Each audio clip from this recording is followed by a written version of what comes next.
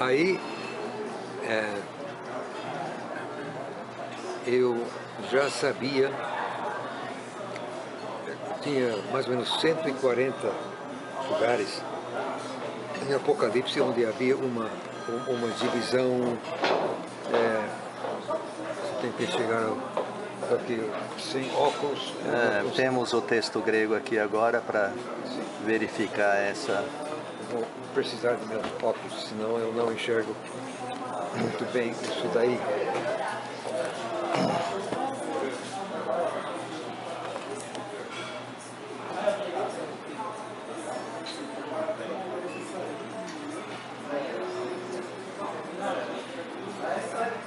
Porque aqui não é o texto meu, não. Não. Aqui tem um acréscimo que não consta. Aqui Aiden tal e tal. Aqui. E só. Agora, o que não está, both the things that are and those that must happen after these. Agora, isso aqui está na família, mas também duas outras famílias, mas o pronome relativo aqui é diferente, unicamente. Certo. Isso aí é outra coisa. Isso aí não é o texto meu. Não, esse não é.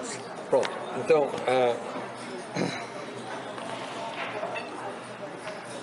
sim, eu estava explicando o que eu fiz.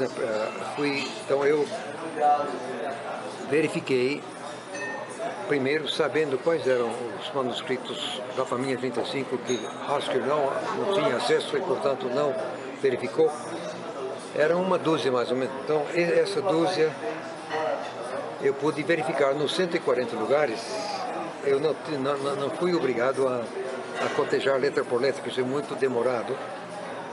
Uma vez, só pelo terceiro verso, é ou não é, pronto. Então, aí eu verifiquei nos 140 lugares. Então, eu pude, portanto, fixar, resolver, determinar,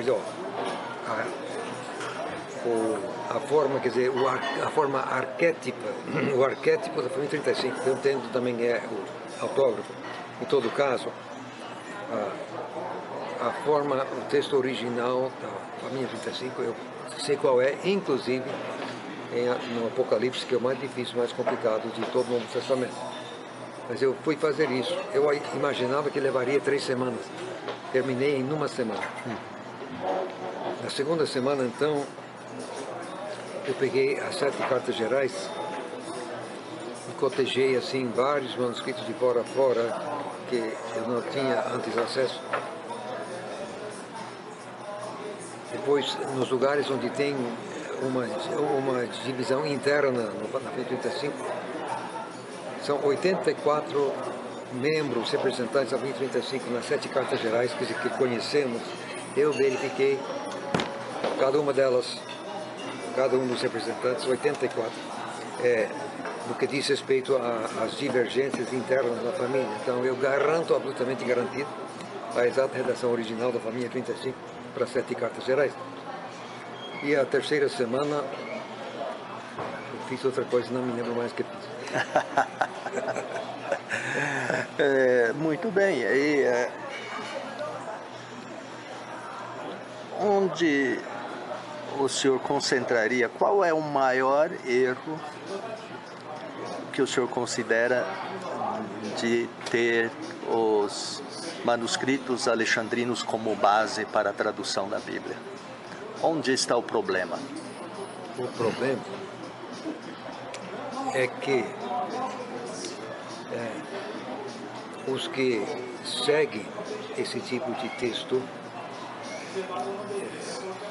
seguem uma orientação materialista, ateia, que exclui totalmente qualquer consideração do sobrenatural. Então eles não admitem absolutamente que Satanás exista ou que tenha feito qualquer coisa para atrapalhar a transmissão do texto de Jesus.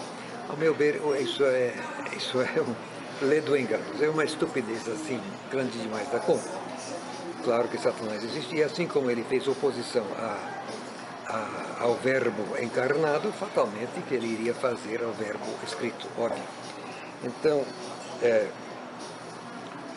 a teoria de Hort, que é a teoria em cima da qual todo o trabalho dos últimos 130 anos se baseia, ele não acreditava que a Bíblia seja a palavra de Deus, ele não acreditava que Jesus seja Deus, e como ele abraçou com as duas mãos a teoria de Darwin no momento que ele publicou, provavelmente nem tenha acreditado muito em Deus. Ele era evolucionista, então? Então, exatamente.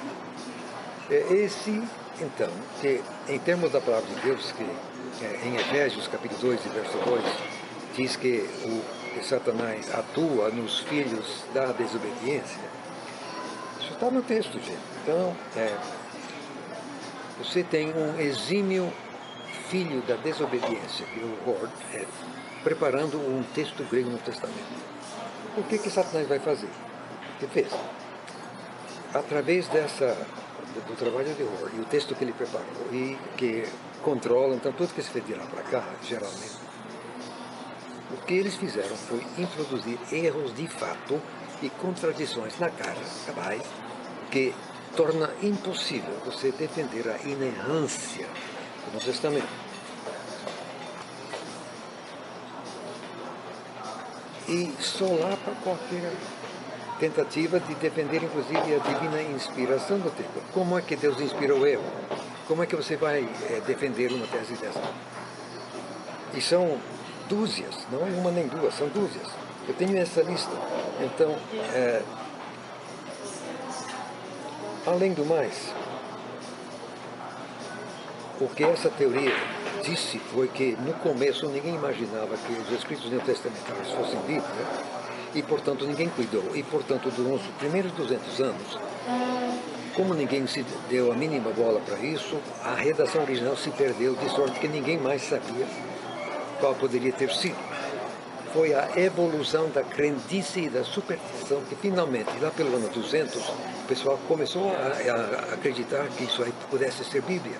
Só que aí já era tarde. É esse o cenário exatamente que domina o mundo dos eruditos de hoje. E todas as versões modernas estão em cima dessa base. Eles não entendem, sabe? Pois bem, agora, com esta base, até hoje, o que se ensina nos seminários teológicos do Brasil e do mundo é que o texto original do texto se perdeu, ninguém mais sabe qual é, ninguém mais pode saber qual foi. E quando você faz assim, você acabou com a autoridade objetiva do texto. Qual texto? Ninguém sabe qual foi, ninguém sabe qual é. Então,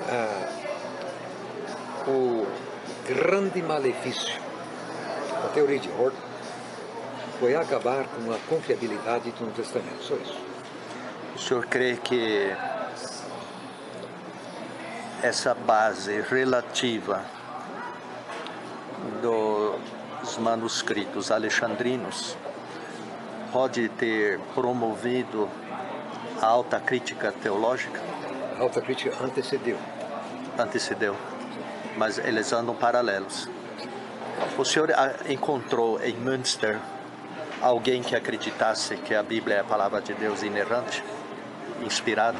Não tive nenhuma conversa nesse nível com ninguém.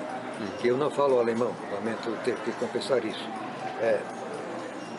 Encontrei pessoas sempre que arranhavam inglês o suficiente para a gente se entender. Mas assim, como meu alemão é para lá de péssimo, não foi possível assim conversar nesse nível, absolutamente.